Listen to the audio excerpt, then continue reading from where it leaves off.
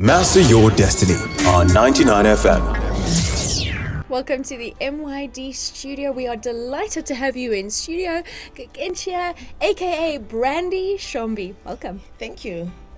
We're happy to be here. We're also delighted because you've got quite a story to tell. A woman who has been through a lot in her life, but has risen above all of her difficult circumstances and is now paying forward goodness to communities in the north of Namibia. Let's start off with your story. Tell us a little bit about yourself. Well, a Vambo girl, born in exile, Lubango, Angola. So, always being born in this community, sharing and being with others have always been a part of my life. So, my life have always been sort of like on a donation, being born in exile. So doing work in the north is exactly just a part of who I am and extending my own culture that I already have, or that was instilled in me from being raised in the camps. So what else would you want to know? Let's start off with the camps. So you were born in exile and you returned to Namibia in 1990, correct? Yes. Tell us a little bit about what it was like growing up in exile. Oh, growing up in exile was a bliss.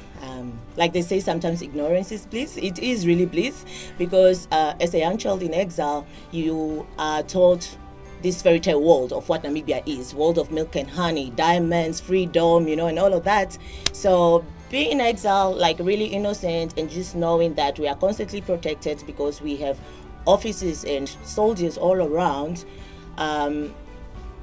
We also did not know like the separation in families and all that because we've always lived in a community. So if one did not have, we always shared.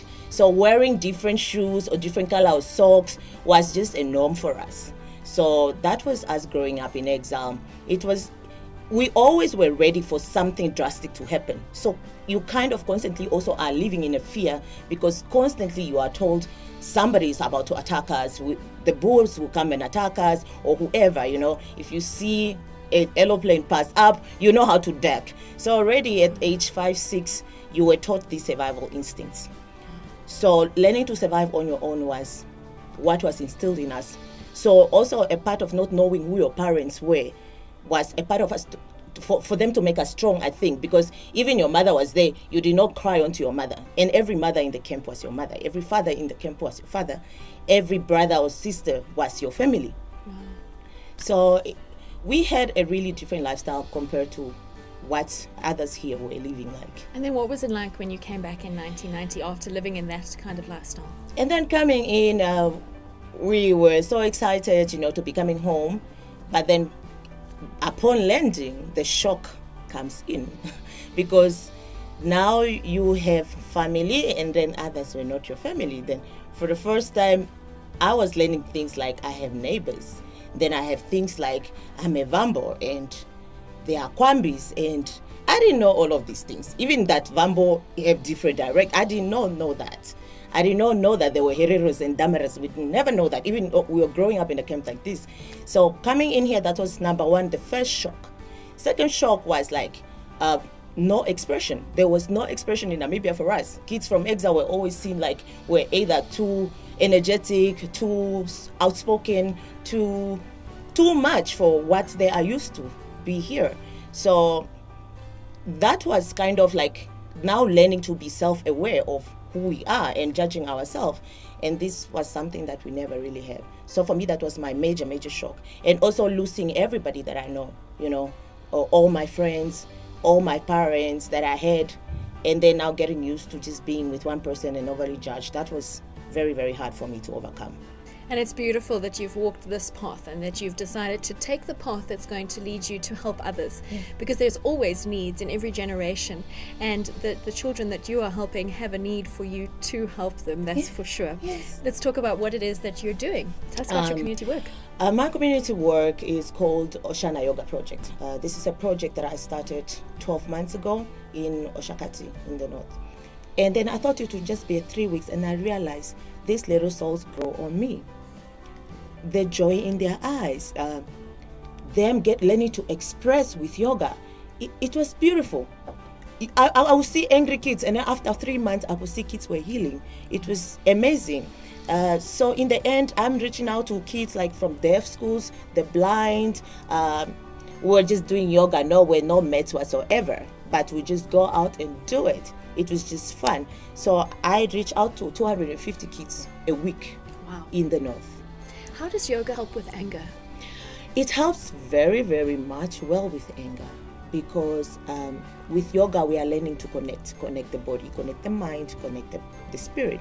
So as they are, for instance, in a warrior pose, they hear the word warrior, they become the warrior of their own souls. And as they endure the pose for the minute that they're in there, they get to drop whatever they are holding on to, because it's like you have nowhere to go but only inside, only with yourself.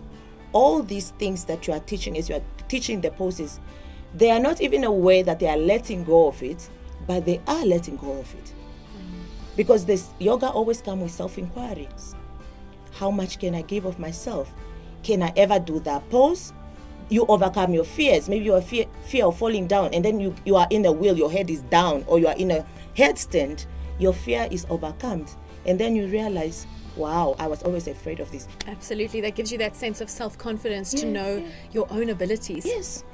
Absolutely. Yes. I 100% agree. And any takeaway message on peace?